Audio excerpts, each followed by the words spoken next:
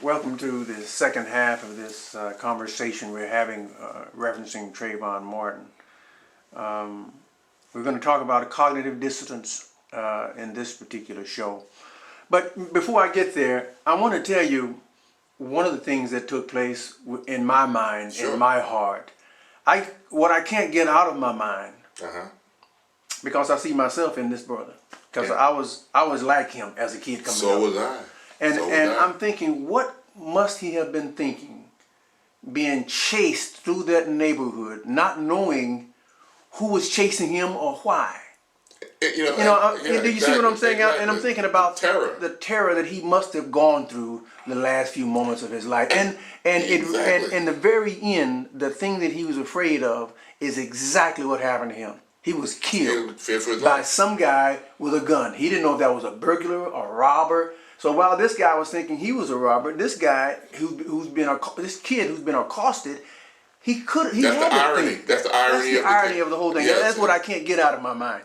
So anyway, and that is again, like I said in the first part of this dialogue, was the reason I call him a martyr, and reason, and like I said before, that martyr in the ancient Greek means witness, and his death allows us to articulate and witness the thing that we've experienced. Like you said, it reminds you of experiences that you've had and I've had, and anybody who grew up in America and looked like us, who wore some form of an outfit like this, who've been chased or who've been stopped by a cop, who's had a cop. I know when I'm driving as an elder, okay, when I'm driving and there's a cop car that pulls behind me when I'm driving on the highway, there is a tension that goes in me. I feel that. That's that cognitive dissonance that I'm going to talk about. That's that discomfort, that awareness that, we all heard stories like Travon, and we all feel what Travon felt.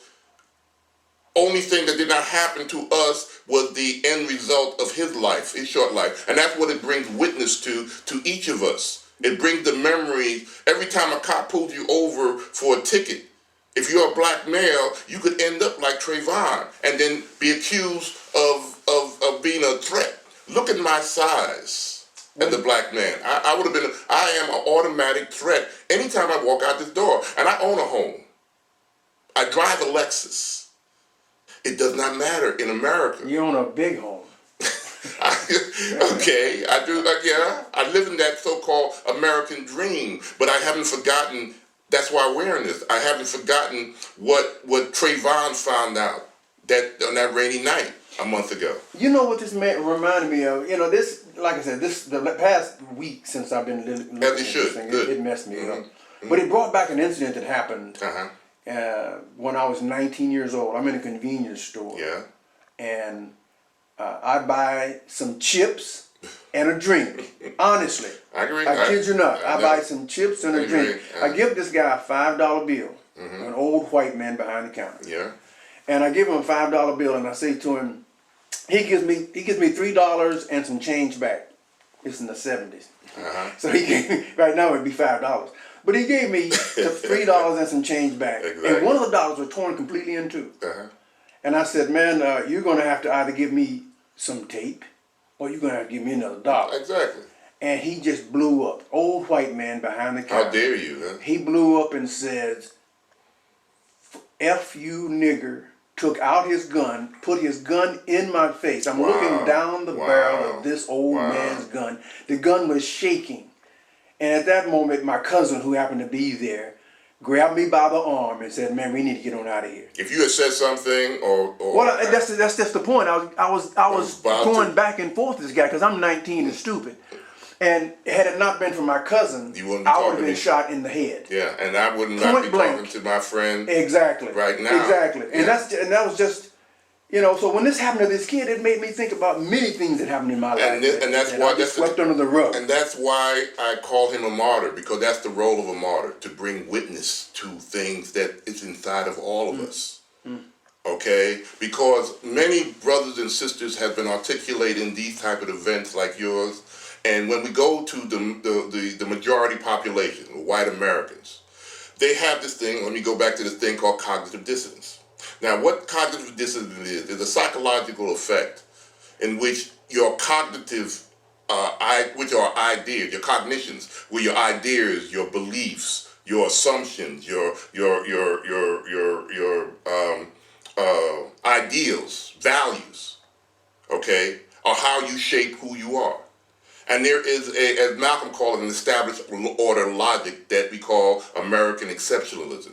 And you are taught that in school. I'm taught that in school. From 1776, Americans have been this great democratic place. And of course, in the Constitution, we hold these truths self-evident, all men are created equal. Those are established orders ideas that contradict your experience in that store and my experience walking down the street or driving a car, or Native American experience in their history dealing with America and the treaty that were meant. It goes against that exceptionalism that we are hearing in the political arena today, that affects how the idea, and that contradiction Mr. Zimmerman gets, because he buys into the American exceptionalism, that we are different, that we are nothing but criminals, and we take advantage of the system, that we're not buying, we're getting handouts, because of something that happened 100 years ago.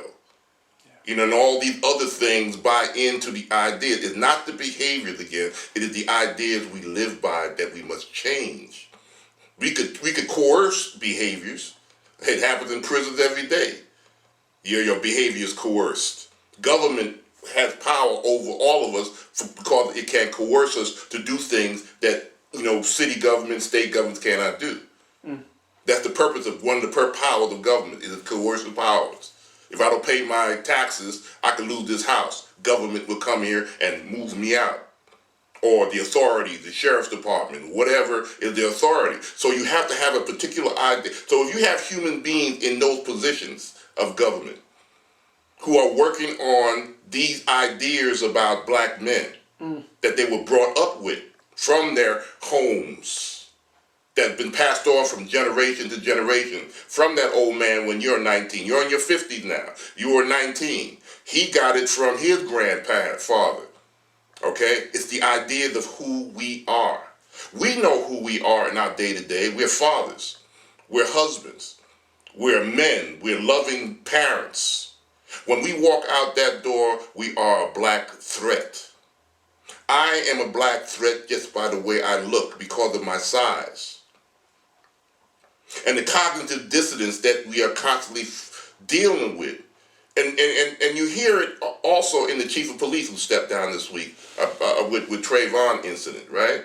Or the cops that somehow botched the investigation on the night that young brother was shot. They didn't collect any of the evidence that was necessary to even, if they bring this Mr. Zimmerman to court, he might get off because he's under the same constitutional rules. And if you can't have he said or hearsay, even with the 911 tape, there has to be an evidential process. And if he put through this process, any first-year defense attorney might be able to get him off because he was not given his due process. And also there is this crazy law in Florida. So he might get off. I don't know if he'd be able to walk the streets, but he might get off. But those ideas that cause those laws to be passed, okay? We have always been, as people of African descent, the consciousness of America. We've always been the consciousness of America. And it's events like this that not only shows us the sad death of a young black man again, but it also brings witness to us about who we choose to be. It shows us to ourselves. If we are going to accept the behavior of those cops who are only going by the idea that they've been brought up to believe, or that man behind the counter was brought up to believe, or the cop that pulls me over because I was driving my Lexus, which happened to me a couple of years ago. Mm-hmm. And when I was given a ticket, for the speeding ticket, I was asked, where do I work? Or what job do I have? To see if you could catch me. I guess I wasn't supposed to be in that car. That's profiling. That happened to me going to Atlanta. And I was passing through Mississippi and got I remember seeing 2 highway patrolmen on the side of the road when I first got across the line. And then out of nowhere, I'm looking and I see flashing lights behind me. And I said, wow, what's going on here? So I thought they were going after somebody else, but they followed me right on. When I pulled over, they pulled over as well.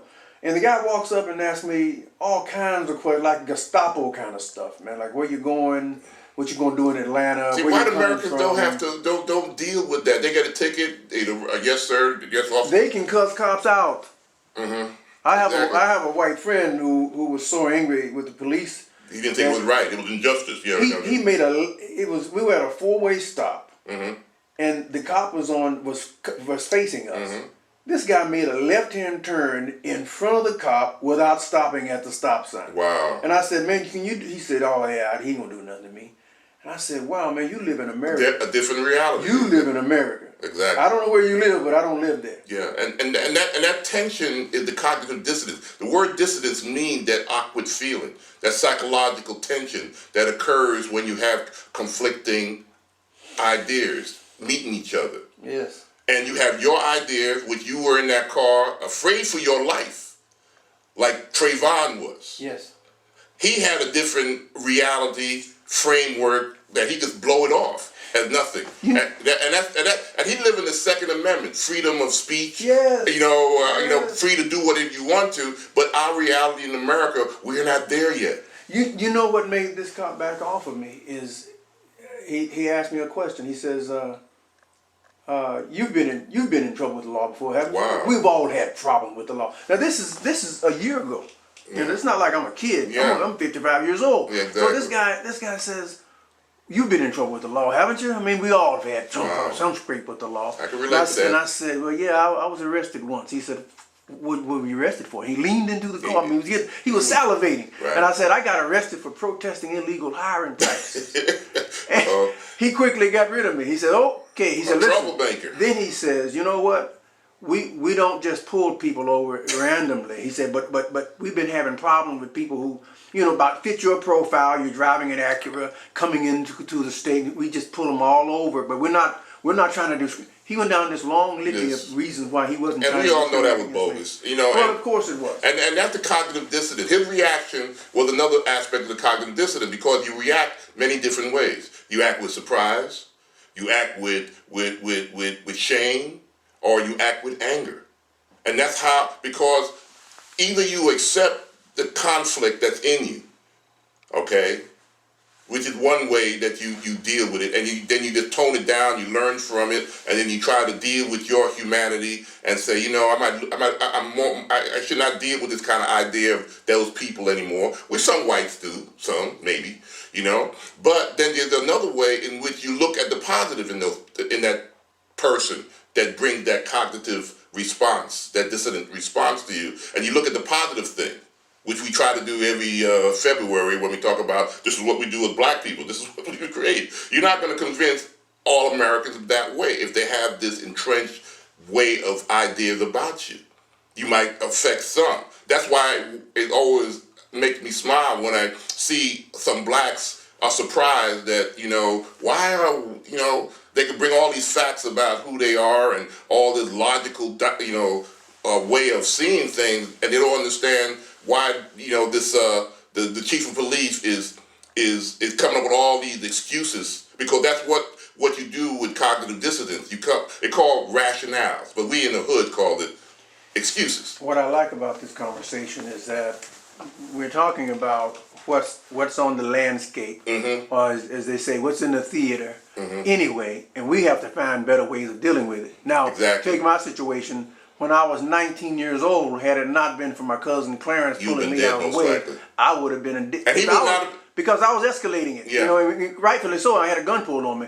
But the difference between the way I handle things now and the way I handle things then.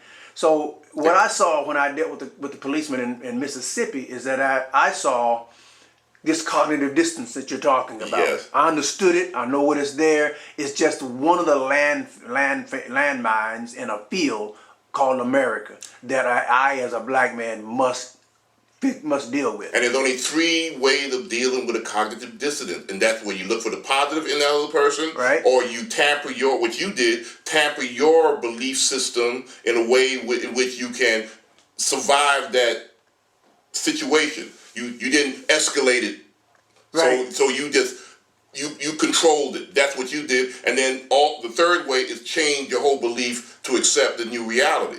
And those are the only way you could deal with a cognitive dissonant type of situation. That's the only way as a human being. Because our minds cannot deal with the dissonance. We have to come up to balance ourselves out. And what you're seeing with the police officers and this rationalization, that is obvious to everybody who's looking at the news that this kid was murdered. But you're hearing the people in power coming up with all these excuses, even if it's the people who put that law into order. That's the cognitive dissonance that they have to deal with. And it's a psychological effect. And America is suffering from that. Not only as human beings, we deal with it every day.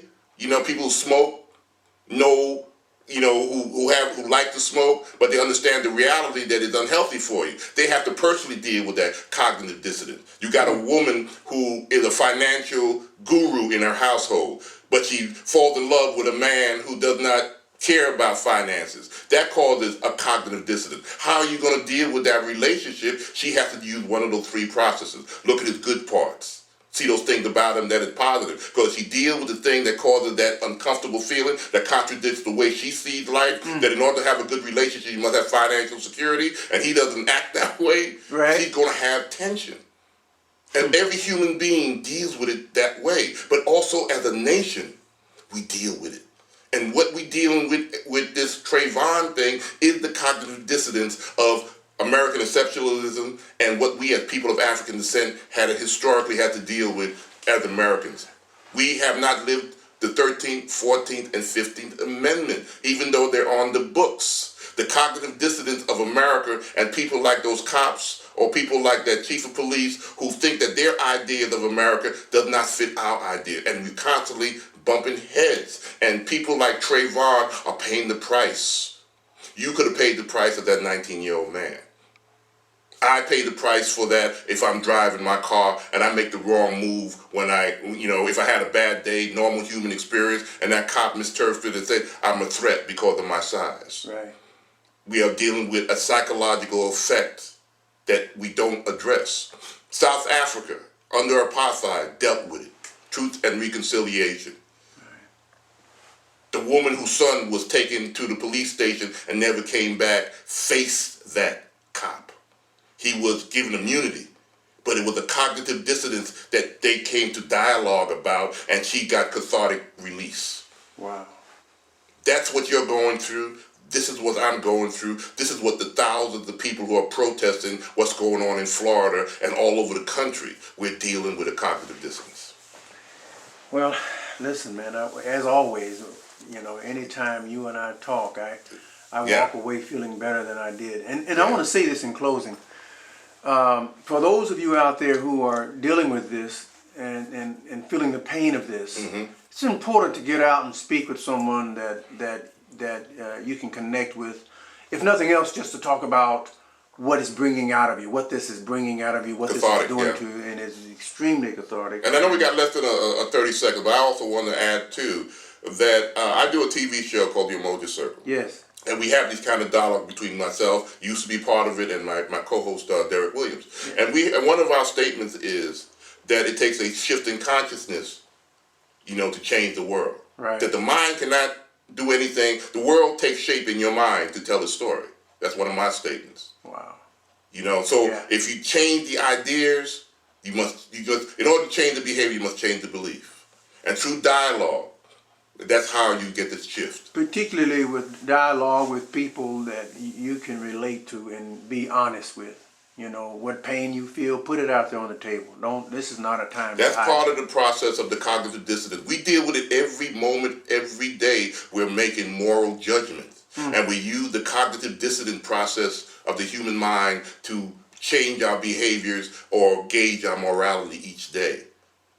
And if we don't recognize this process, then this is what you learn when you dialogue, new information. Because knowledge is power. Peace. Beautiful. Hotel. And with that, I'm going to back out. I hope you guys, people who are facing this, it really doesn't matter what color you are. This is really affecting this whole country. But I want you to deal with it. Don't run from it. Try to deal with it because this is painful. It is extremely painful. At any rate, but we'll get out of there. We'll get over. I call your name, Travon. As an African tradition, we call your spirit by saying your name. Travon Martin. Travon Martin. Ashe. Ashe. Take care, and we'll be back shortly with another one of these. But try to do what you can to deal with your feelings. It's imperative that you do.